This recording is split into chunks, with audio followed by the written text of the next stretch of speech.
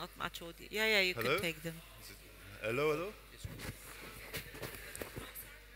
Hello? Yes? Can you hear me at the back? Hands up They if you can. can hear me at the back. Oh, now you can hear me. Sorry?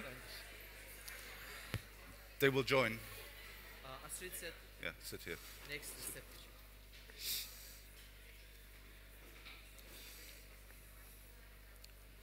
We will invite soon. Hello, good morning, and welcome to this event about PEN International and the PEN Centres. We hope to throw a spotlight on several areas of the very extensive work of PEN across the globe, massive PEN movement. Before giving an overview of the work and introducing our speakers, we start with a long-standing PEN tradition. Before every PEN meeting, we present an empty chair, which represents writers who cannot be with us because they're imprisoned or in some cases, well, being persecuted or disappeared indeed. So today it's Osman Kavala. He's a publisher, civil and cultural rights activist and philanthropist working towards peace, human rights and democracy in Turkey. First detained in 2017, Kavala was officially charged 16 months after his arrest and accused of being responsible for crimes allegedly committed by protesters across Turkey during the 2013 Gezi Park protests. In 2020, he was acquitted of those charges, only to be told hours later that a new investigation had been opened against him, and he was returned to prison. In February 2022, the Council of Europe voted to begin infringement proceedings against Turkey over its failure to abide by a ruling from the European Court of Human Rights, urging Kavala's immediate release.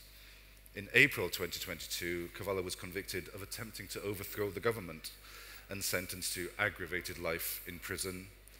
This sentence was upheld on appeal in December 2022, and in fact, a couple of weeks ago, the Court of Cassation also upheld it's very sad. 4 co-defendants received 18 years in prison. PEN International considers the charges against Kavala and his co-defendants to be a direct violation of their right to freedom of expression, motivated by their promotion of civil and political rights. PEN International calls for their immediate and unconditional release.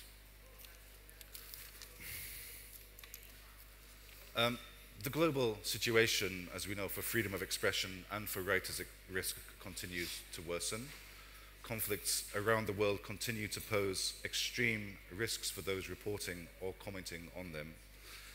PEN defends and supports writers at risk and fights for freedom of expression. We've been doing this for more than 100 years in more than 100 countries, and we have a membership over 140 active centers. So we believe in the freedom to read, the freedom to write, which of course is also the freedom to learn and inextricably linked with the freedom to publish. Many of our cases are publishers as well as writers, and in fact you can read about all of our emblematic and priority cases in our case list. If you'd like me to send you a copy which is less heavy than this, I'd be happy to do so. Please come and find me after the event. And one last thing about PEN International, it serves as a secretariat supporting the 140 centres and the members across the world, thousands of members, but it also delivers its own projects. In the last couple of years, that's been really humanitarian interventions. But we also have a really beautiful project in the Global South, which is delivering civil society programs, including literacy, identity, imagination projects in schools in Africa, for instance. So I would recommend that you look at our website later if you can. So to introduce our esteemed panel, firstly, Burhan Sonmez is the president of PEN International, elected by the membership 2 years and 1 month ago at our World Congress. Has published 5 novels, translated into, I think, 40 languages, and is published by Penguin Random House in Germany. He's won many international prizes for his work. Was a lawyer in Istanbul before coming to England for political reasons and living there in exile for several years. Has written for press such as The Spiegel, La Repubblica, and The Guardian, and is a senior member of Trinity College, Cambridge. Welcome, thank you. Tanja Tuma, Yes, okay. is the president of PEN Slovenia and was elected onto the board of PEN International about a year ago, I think.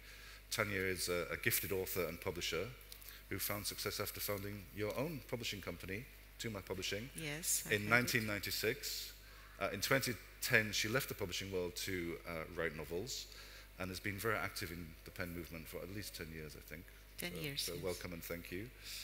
I'll introduce just quickly, we'll also be hearing from Astrid Vehstedt, who is Vice President of PEN Deutschland and also their Writers-in-Exile officer, and we'll be hearing about that program a little later. Astrid will be in conversation with Pešman Golcin, I hope I said that right. Pešman, thank you for coming, who is one of the Writers in Exile that we've been supporting. I just apologize, there was a change in the program. We originally advertised another writer who was from Afghanistan anonymously, but unfortunately he's had a family bereavement and can't be with us. So thank you, Pešman, for stepping in at short notice. Burhan, I think the first question. 2 years of being president of PEN International. Has it been how you expected, or have you had any surprises? To be honest, I thought that I knew PEN International and the situation across the world very well, so I was prepared psychologically. But I never expected that it would be more chaotic beyond my knowledge and expectations. It is not because writers are doing bad things or PEN starting new initiatives. It's because across the world, populist politics flooding everywhere, in every continent, every country, because populist politics, when it's rising in certain countries, first writers, journalists, academics find themselves in danger, because whatever they write and they say, being oppressed or suppressed by the authorities, then we call them writers at risk. Then we get involved, we try to help them.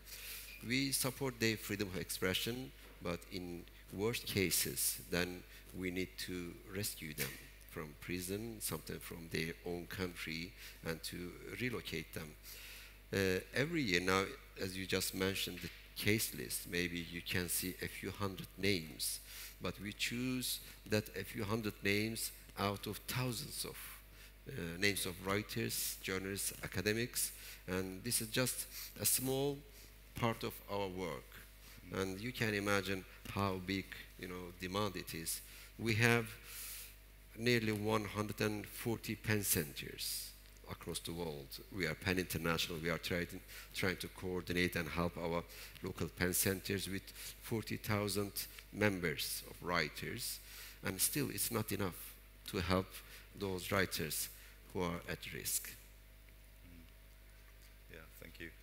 Tanja, a similar question for you. I know this is very difficult with all the attacks on writers across the world and threats to freedom of expression, but if you had to highlight areas of most concern to you over the last year since you joined the board, what would you highlight? Well, of course, we are, Slovenia has strong ties with Ukraine. So what's happening there, and particularly the death of a researcher, writer, and poet, Victoria Melina, and the death of writers, is very difficult for me personally. As a writer, when you said publishing, and when I jumped to writing, of course, I studied a lot of bad things that were happening in my area, that is the area of former Yugoslavia, because I wrote books about it. So the witnesses of women being raped in Hague, and I must say that Bosnian women were the first to speak out, and with the help of Monica Hauser, they made it a crime. Rape is a war crime now. Before Bosnia, it was not. It was just a collateral damage. So studying all this and being empathetic, as every writer must be, brought me to a lot of pain. But what I see in PEN, it's pain and pain. When I was presenting in the case list and studied the names, people being persecuted, threatened by nationalists. So my big concern is also our area. There's a lot of Russian narratives in the lands of former Yugoslavia. There's a lot of negative propaganda and democracy that was very frail. We just became independent, democratic countries 30 years ago, is now really shrinking. Our rights are shrinking. In Slovenia, Croatia, not so much maybe, but the rest of the countries, yes. So it's very difficult to live with this pain. I hope I will be able personally, if you're asking me personally, I will be able to work on it and help, of course. And I would wish 400,000 writers to join us and to help us in this work. Because today it is him or her, tomorrow it can be me.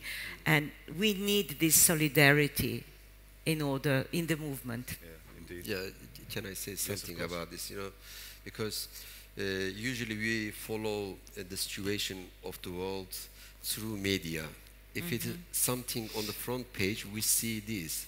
Then we neglect what's happening, you know, in the other part of the world.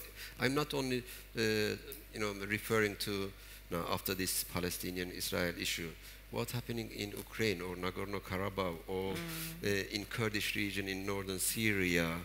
But there are so many places from Nicaragua to Myanmar, Uganda to Yemen, in Eritrea, and people never talk about Balkan region because there is not any battle at the moment. But in last a few months, I traveled almost every country in that Balkan region. Now I see that there is boiling something. It's very dangerous. Yeah, yeah. Politicians should be very careful. Yeah. They should take care of it. If they don't do, in the recent years, we will see some other volcano just erupted in that region. And Tanja is now talking about this, but you will never see this on media, on the news. And when it comes as a problem, then you will start to talk, oh, this is a problem, how can we solve this? It is time to solve now. Yeah. Well, I think that ties in with my next point or question. You know, every day our staff are helping, you know, hearing from writers all over the world who are being harassed, intimidated, persecuted, censored, who fear for their lives in many cases. And we hear from their families and lawyers too in the cases where they're in prison or they've been disappeared. And I'm just referring to the case list again. In the first 6 months of 2023, we supported 28 emergency grants for writers in critical need. I'm just going to list the countries just to, you know, the scale. Bangladesh, Belarus, Cuba, Egypt, Haiti, Honduras, Morocco, Myanmar, Nicaragua, Rwanda, Serbia, Somalia, Turkey. So really covering the globe. I guess my question is, I mean, it's really remarkable. How do we prioritize? How does PEN prioritize? Oh, for us, we don't follow press to prioritize things. We follow the report of our regional coordinators and our centers and writers in need. Now, people don't talk about Sudan, but we talk about Sudan. We have writers there. People don't talk about Peru. Do you know what's going on in Peru for journalists? We are in there, especially in last year. We have our own agenda, and we focus on this. This is so important. Instead of being in the shadow of daily politics, we have to force daily politics to come to our agenda. This is the real thing, the need of women, especially, you know, LGBT people, you know, oppressed cultures and nations and languages. So many things now. So when we open, we have our own map, the world map. When you spot a dangerous corner, you put a red spot. The whole world is now covered with red spots. It's not only the part of the world apart from Europe. Now we are talking about Europe. We have cases in Italy, in Sweden, in the UK. You know, even, let's say, these developed Western countries now are in trouble when it comes to freedom of expression of journalists. writers, academics, because authoritarianism is not only related to certain type of leaders who have certain psychology, like Putin or Erdogan. It is not about psychopathy. It's about management of a state, you know, from top to down. It's everywhere. We have just seen what happened in the United States with Trump, you know, and it's not only Russia or China and other countries. The whole world needs the attention of civil society, citizens. We need to take care of our own world. Don't leave it to the politicians. They will ruin it again, as they've been doing all the time. It's really depressing. And I'm naturally an optimist, naively perhaps, but I wonder if I can come towards a question about, well, about hope. I mean, for me, it ties back to the PEN Charter and the vision of PEN, which is really a beautiful project, bringing people together across borders, across languages. And I think there sometimes is hope. Just recently, PEN International and English PEN spoke at the UN Human Rights Council, and directly because of that, the story is that the father of an exiled Egyptian writer, Ahmad Gamal Ziada, his father had been arrested and put in prison in Egypt, linked to, and to put pressure on the son, the writer who was in exile, and because of PEN's advocacy at the UN, his father was released. I don't really know what my question is, but how do we stay strong? How do we keep hope? Yeah. Tanja. Well, we must stay strong for the admiration of all these brave men and women. I'm looking at one right now. I'm looking at a woman right now who persevere, who in their fight for democracy, for humanism, for positive values that actually glues the society together and make us function. Because in a world without solidarity, without rules, without our relations, what are we? Even animals have structures, and humans, of course, should need them more. So the courage is one point of hope for me. Solidarity is another one.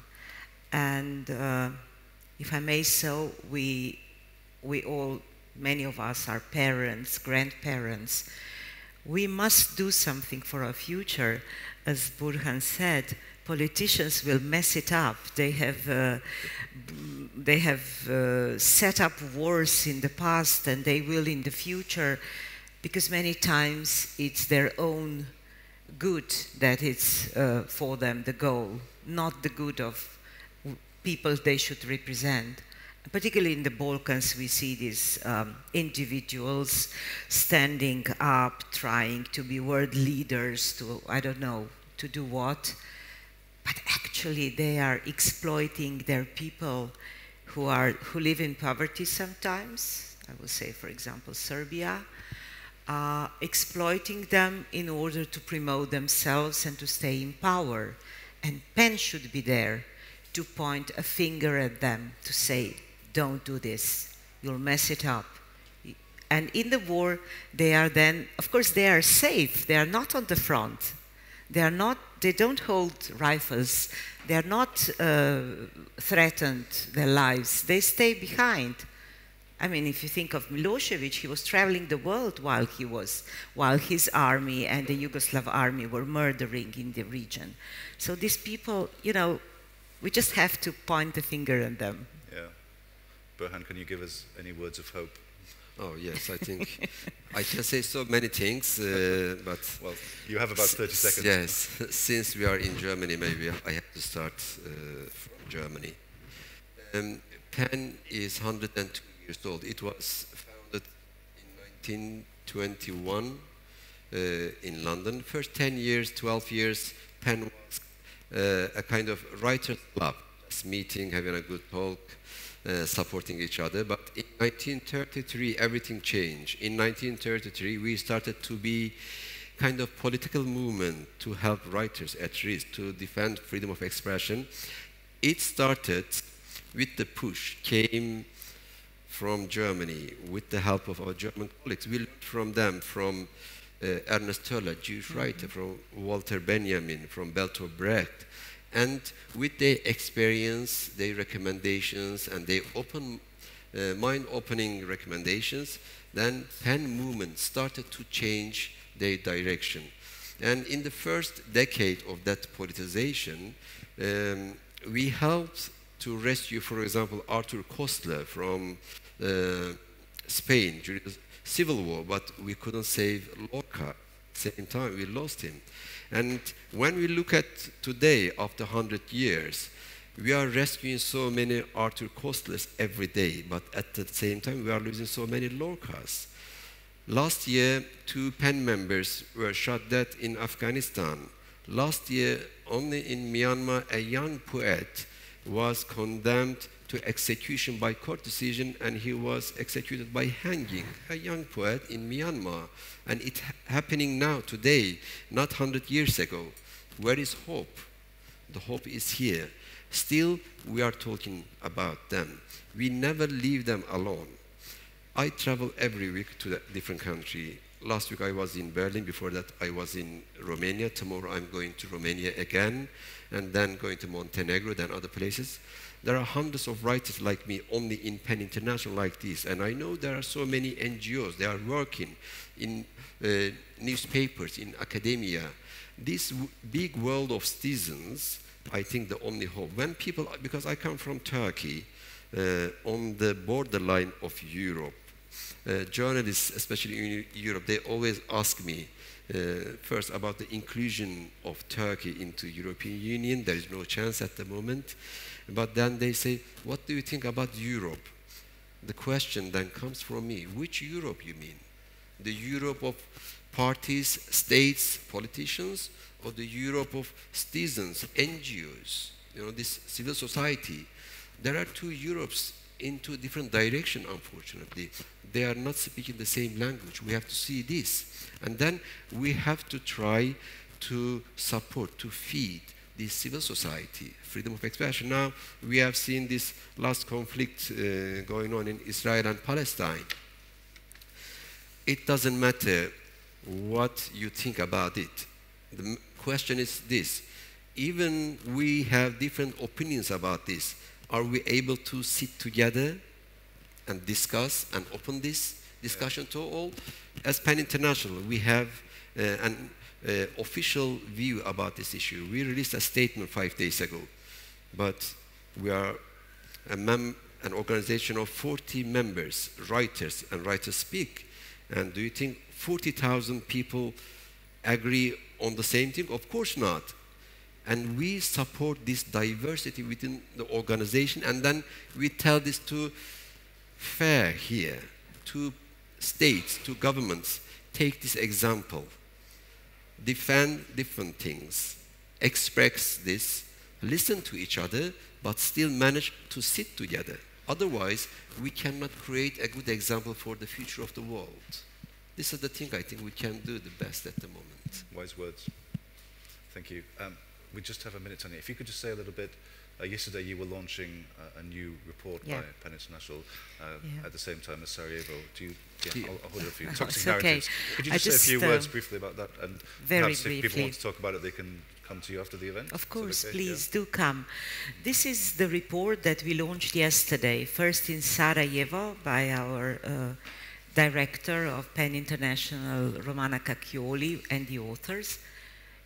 You cannot see the title, but I will read it for you. Toxic Narratives, Silencing Expression in the Western Balkans. We also had a discussion at the fair, but because we are short in time, I will just say that in all these countries, writers are threatened. So threatened that in the beginning of the year, we had to bring into security a writer, Marko Vidojkovic, because he couldn't leave home. And they are threatened also by authorities. So that is to speak by the governments, by people in the parliament. This is really worrying. And when such things start, and the persecution, and also with the new defamation law in the Serbian part of Bosnia and Herzegovina, I think we have a huge problem. So maybe if you want to know more, just I'll be around, and you can also go on the PEN International website. The report is downloadable from there too. Okay, thank you. We'll come soon and hear from PEN Deutschland and Astrid and Peshman. Just first, I'd like to show a 1-minute film, if I may, and then I'll call you to the stage. Just demonstrating the work of PEN in the last 2 years.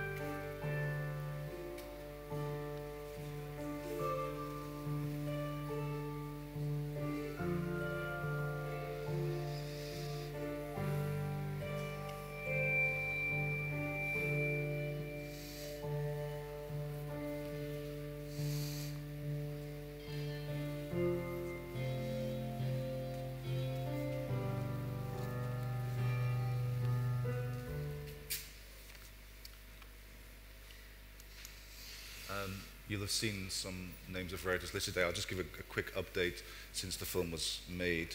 Rahil Dawud last week was awarded the Writer of Courage Award as part of the PEN Pinter Prize organised by English PEN. Tsitsi had her conviction quashed by the High Court in Zimbabwe, so that's good news. Not much good news with the other cases where the writers are still imprisoned and the problems are ongoing. I wish we could talk a little bit about Nicaragua, but I don't think we have time, unfortunately. But just an example of ways that writers have been persecuted. Several of our members have been forced into exile from Nicaragua and have had their citizenship revoked and have had their property, including their homes, confiscated and their bank accounts frozen. So it really is, it's actually really upsetting. I'd like to welcome to the stage, then, please, Astrid Vehstedt, Vice President of PEN Deutschland.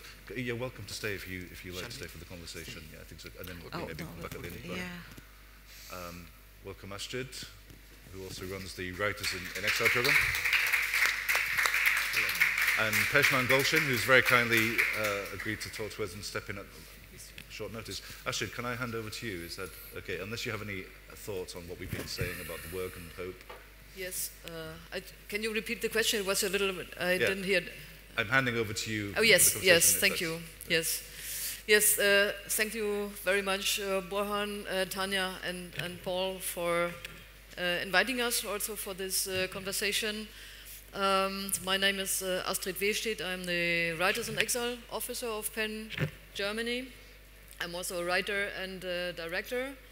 And I'm very happy to have Peshman Golshin from Iran here. He is in our program, a Writers-in-Exile program. Originally, we planned to have one of our writers from Afghanistan here, and there was a very tragic event. His father disappeared here in Germany and was found dead 3 days later. We are still investigating the real circumstances. It could be an accident, but we are not sure. So we are still following this situation. This was really depressing. I never thought I would ever be at a funeral of one of our scholarship holders in our program. So it was really utterly difficult. Also the conversations with the family and with the police. Nevertheless, we are very grateful also to the police and all the investigation parties who made a huge research. It was the biggest research ever in this area to find our writer, but unfortunately he was dead. So, but I'm very happy to have Peshman Golshin here. Welcome to this podium, and before we start a conversation, I would just say a few words on the actual situation, because we are facing, since 7th of October, I think we face a new situation which has condensed the conflicts in the world in a very brutal way. We were talking about the Israeli-Palestinian issue. I think it is not an issue anymore. It is, in this time, an attack of a radical organization and the Hamas on Israel in a way which reminds me personally, as a German citizen, very much of what I studied on the Holocaust and also the Nazi time. So in Nazi Germany, we had death squadrons, the SS and the SD, who were entering houses and killing Jews, who were squadrons sent to small villages, also assembling the Jews together and killing them brutally. This is and this reminds me of what I heard now from Israel. And I make a distinction between Hamas and the Palestinian people. And from my point of view, I think the Palestinians should be liberated from this radical people in order to grow and to develop. Now, the Writers-in-Exile program, and this is also a link, has a reference to this time, to the Nazi Germany, because the Nazis persecuted, murdered, and drove into exile many writers, whether they were Jews or were political opponents. They persecuted them, and some of them they murdered. So Burhan has already referred to this. And this program is trying to do the opposite, and this was also the idea behind it, because it's now existing 24 years, to invite persecuted writers now to Germany and give them shelter, and not only give them shelter and support them, but also give them the possibility to continue their writing in a relative safety, because what is safe today? We don't know. I just talked about our writer from Afghanistan, and also the global world, also the social media. So everything which you have as tools today, which could be positive, can also turn in a negative way, and working back on people who are here in relative safety. So now I would like to ask first question to Pejman. So because you came here, so what was your first experience? What was the way from where you came to us, and what did you experience? Thank you. Is an important question, and I should say hello to all of us and say thank you for your program, and for dear Burhan, dear Tanja. This question is an important question because I would like to divide the meaning of writers in danger. What's the meaning of the writers in danger? I divided this concept to three parts. For example, for Iranian people, the writers in danger who are living in Iran, writers in danger who are living in Turkey, and writers in danger who are living in the free countries. And this is a very, very separated concept. Writers in danger who are living in the free countries, for my first experience that I had in Deutschland, I treated from Islamic group who live in Germany and Europe, and the Islamic group treated us, me and my wife, and we went to the police because we wrote and we had a conversation with a magazine in opposite of the political Islam. Why they treated us? Why they attacked to Salman Rushdie in the free country like USA? It is a very big problem, and this is my first experience. And after that, I think now with myself, I cannot be a free writer in a free country. I cannot write the thing that I would like to say. I cannot share my experience in an Islamic society that I had a very, very deep problems with the Islamic management. And I cannot say in Tübingen when I had a conversation and I had a mistake that I said about Islamic group. I don't speak about all of Islamic person because most of them are believe the democracy, and it's normally in my language, in my culture, is related to the politische Islam. Is not related to all of Muslims. I have many friends that are Muslim. That's a very nice person. But this is my first experience that I had in Deutschland. But what is my first experience, my last experience that before Deutschland, I was in Turkey for 3 years and I was in danger. Like many of my friends that they are in danger. Mahtab, Yagma, Behruz, Wafa, and many names. Yeah? And they are in danger in Turkey. They have no residency card. They have no permission for work. And they are living in an illegal position in Turkey. And what can they do? This is another part of writers in danger. What can they do? They have no job, no money supporting, no residency card and legal position in their country, in that country. And legally, the Turkish government can deport them to Iran. They have no future, and it's a very big danger. And I saw many fake people came to Deutschland like or as a writer in danger. Why? We have a lot of writers in danger in a real situation, and we have no solution for this problem. And I would like to share this problem with you and with dear Burhan and the others.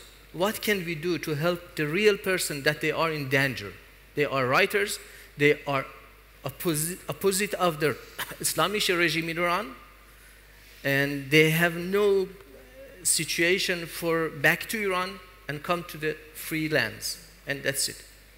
Yeah, I think I would just add to this because you talked about the fake writers. I mean, this can also happen. Our program is financed by the government, so it's not a private sponsored program, but it's a government program by the BKM, the Kulturstaatsministerin. So we have also a certain obligation who we invite. And so we do research, and there is where PEN International is coming in. And it's also very helpful because we have always been in very close contact with PEN International, also with the case list, in order to look who is in danger, who is in need, and who we could invite. And so we have tools because we exist now 24 years. So we have a widespread tools to embassies and to the Foreign Office in order to negotiate and to get people out. We had, so this year, for instance, Gülgiş Deryaspi, she had a travel ban in Turkey, and so we managed to get her out. This is sometimes, so we are not happy if this is too public. We always try to be a little bit under the radar, or how you say, because otherwise it could bring other people in danger. So we do this really, so we don't make a big fuss, a big theater about what we are doing. Like, I mean, it's like an emergency. A doctor who would never post a video of or a photo of the people he's saving. You know, we try to be very down to earth. So you were talking about South Sudan. We have a writer from South Sudan in our program, from Myanmar. Welcome, Tida. She's sitting there, and so this is for us also. It brings the world together. It is also makes us very rich, I must say, because we get also their stories here, and they also help us in what is, I think, and what you said already, Burhan, I think the biggest challenge is the problem solving. So how can we deal today with all these extreme situations? And I mean, I don't have an answer. I mean, how can you deal with somebody who is pointing a gun at you? You know, I think you cannot come with a candle. I would do so. I would. It would be nice. What can we do? But we can put our forces together, and we can learn, because also all scholars help us also with informations from the country itself, because we are not a secret service, to explain also the situation in the country. And this is very, very helpful. Now, Peshman, now you directly, you said you are threatened and you cannot express yourself as you like. I hope you can, but you're also coming from a country which has a regime, let's say. No, you come to a democratic country. What is your experience with that? I have many respects for your legal law and for reasonable law. And it's a very nice law for the democracy, and I like it. But when my friends are in a very bad situation, how can I live here, okay? My feeling is not good. For example, when the problem that happened in Israel, and many of Iranian people and fighters in the street, in the stadium, football stadium, in the street, in many events, said we are standing with the Israel people. We are standing for them because the Hamas is a famous group for us, and we know who is Hamas, who is manager. Ismail Haniyeh, as we think, as Iranian, is not a leader of Hamas. Leader of Hamas is a Khamenei, I think, and we say in Iran many times. Hamas, Hashd al-Shabi, Hezbollah, most of them and all of them are related to the Iran. And when they are living in the world, yes, dear Burhan speak about many problems that happen in many countries. It's a very, very deep concept. We should respect to this concept. And we are speaking about totalitarianism, fascism. This kind of fascism is grow in Iran, and it's a very dangerous problem. And when I'm living here, my experience directly related to the Iran. When I'm living here, my experience directly related to the Iranian people's situation, Iranian writers, and I should speak about their problem, not my problem. In this time, I think, if I have a mistake, please, yeah, I think I should think about their problem, not my problem. And I thank you very much. The PEN helped me and support me, and I am in a very good situation for my life. It's a very nice situation that I can write my text, and the PEN will translate my short stories book, and it's very great for me. It was my dream. But now, my important dream is Iran. I think for each writer, when I should speak about poem, story, and literature, I should speak about them. When I am here to speak about the politics, this is a political conversation. It's not literature conversation. I should be honest and speak direct. I wouldn't like to speak about my dreams. My dreams is opposite the war. My dreams is follow the peace, and that's it. And in reality, in real politics, I should follow the reality. And in Iran, we have a lot of problems. This kind of regime that create many problems in Israel, in Europe, in USA. For example, when the people attacked to the Salman Rushdie, what's the reason of this attack? Directly came from the Khomeini, is a leader, last leader of Iran. 30 years ago, he said, all of Muslims who live in the world should kill the Salman Rushdie. Why? He said before 30 years ago. And then this problem came from Khomeini. I think the head of dragon is in Iran. Please, if you would like to follow the peace, please try to finish this dragon's action. Yeah. Yes, yeah, thank you, Peshman. Maybe a last question. I don't know how much time we have. I think we have 5 minutes. 5 minutes. Yeah, yes. I mean, I just want to say thank you, Peshman, for coming back to hope, because actually your story and where you are now is really giving me hope. So thank you so much. Thank you too.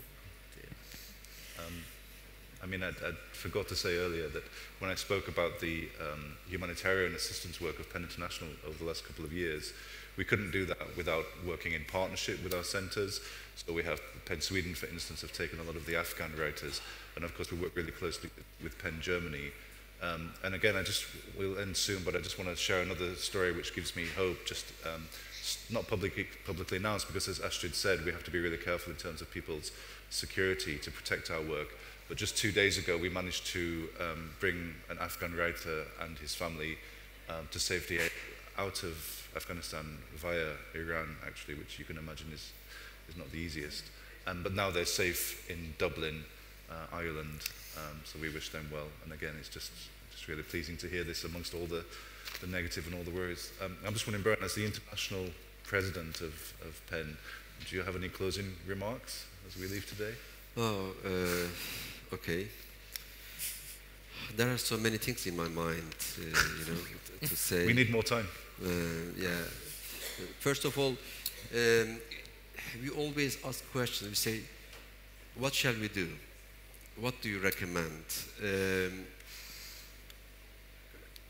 I think I can recommend for writers in this context, for international writers, create more organizations like PEN Germany in your own country, in PEN or outside PEN, and follow their experience, how they are helping writers.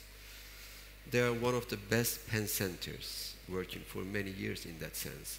For our colleagues in Germany, I can say just support PEN movement here, Germany PEN, see what they are doing, how they are saving lives. Not only just helping a writer, we are saving lives here and their family members. And there are so many cases that we cannot share with the press because it's so delicate for writers in certain countries. So while the world in this situation, we have answer what to do. Okay, this is one of the works I think to do now. Maybe I have to say a few things about this conflict of Palestine and Israel. Not what's going on over there, but what's PEN's position on that situation. Right from the beginning, when Hamas attacked those youth camp and murdered so many youngsters and kidnapped women there, the first thing I did, I contacted our colleagues in Israel and our colleagues in Palestine. And we discussed, we said what we can do together.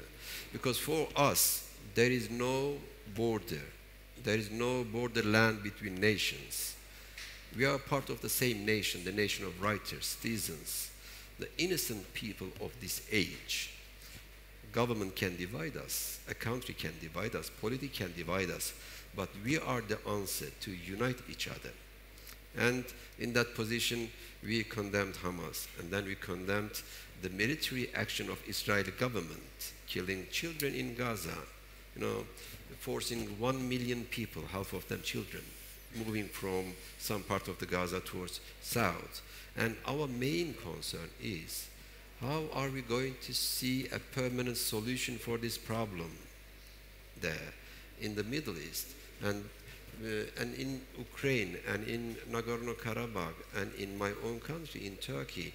Now nobody sees that Turkish army has been bombing Kurdish villages since last month. They bombed a vehicle in which 2 Kurdish journalists were murdered last month.